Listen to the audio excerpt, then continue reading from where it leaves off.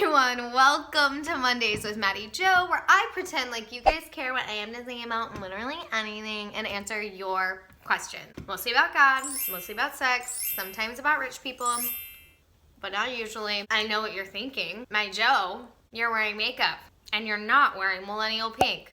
Yeah, so today I had to self-tape for some auditions and I had a reading for a new play. I decided to put on some makeup and put on a real shirt. Don't worry, this is Hunter Green, which is one of my accent colors, so it's fine, it's still on brand. Just so you guys know, these videos are based on my blog, God, Sex, and Rich People, which if you haven't read, you should, because it's super entertaining and like so enlightening. It's 7 p.m. Everyone's gonna do the cheer. Seriously, thank you, essential workers. This is part 3 of a series, How to Date as a Recovering Evangelical. Part 1 was releasing the idea of dating to marry, right? That you can ultimately be looking for marriage and that can be your ultimate goal, but you don't have to be dating to marry that specific guy. Part 2 was about the meaning we attach to marriage. Is it about lovability? Is it about checking off a box? Is it about feeling accomplished? What is your true reason for wanting to be married? And like really figuring that out. Go check out both of those videos. You can get all the details there, but that's that. Part 3, at least in my experience, it was sort of glorified that the less and the fewer boyfriends you could have, the better.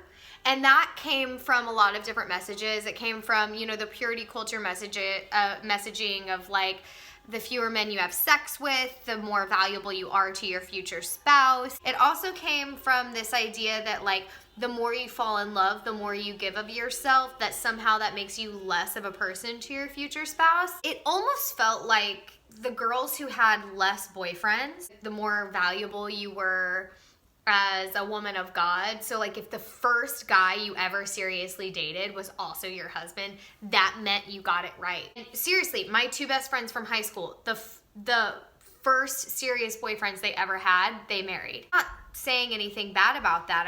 I'm just saying I think that is hugely a product of our upbringing, which was this idea that like the fewer men you date, the fewer people you interact with sexually, the fewer people you give your heart to, guard your heart, the better, the more godly you are. How this showed up in my life was that I was incredibly fearful of getting into a relationship that would end in a failure, which was to say it wouldn't end in marriage. Therefore, I just never made myself available to actually be in a long-term relationship. I never dated guys that I actually had potential of dating long-term.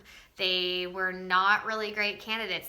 They were often unavailable. I was running into a lot of guys who were like in love with their exes or like, this just isn't what I'm looking for, because I was unavailable to long-term commitment. But I was also complaining about the fact that I was never finding guys who wanted to be in a relationship with me. And it's like, well, yeah, but Maddie Jo, you're not really available to be in a long-term relationship. You are not emotionally available. You are not ready to be vulnerable, to take that risk, to dive deep. So, and until I got to a point where I was like, okay, just because a relationship ends doesn't mean it's a failure. Just because I fall in love with someone who isn't going to ultimately be my husband doesn't mean that I have failed.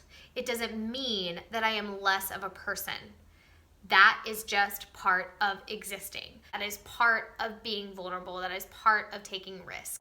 And guess what? I wrote a blog about this called Guard Your Heart, a commentary. I'll link it. It's here. I just got out of a relationship pretty recently, like back in February. I was super happy with this guy. For sure thought we were gonna get married. Like he was it for me. And then he like broke up with me out of nowhere. I have struggled with like what that meant.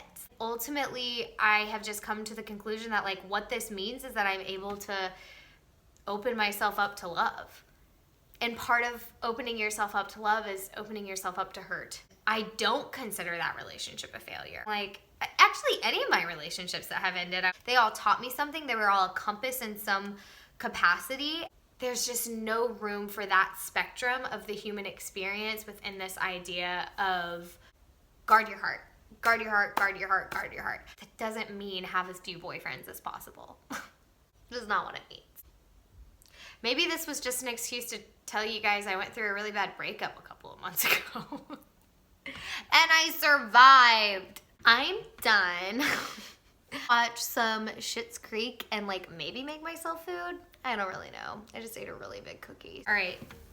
Thanks for tuning in. I'll see you guys next time.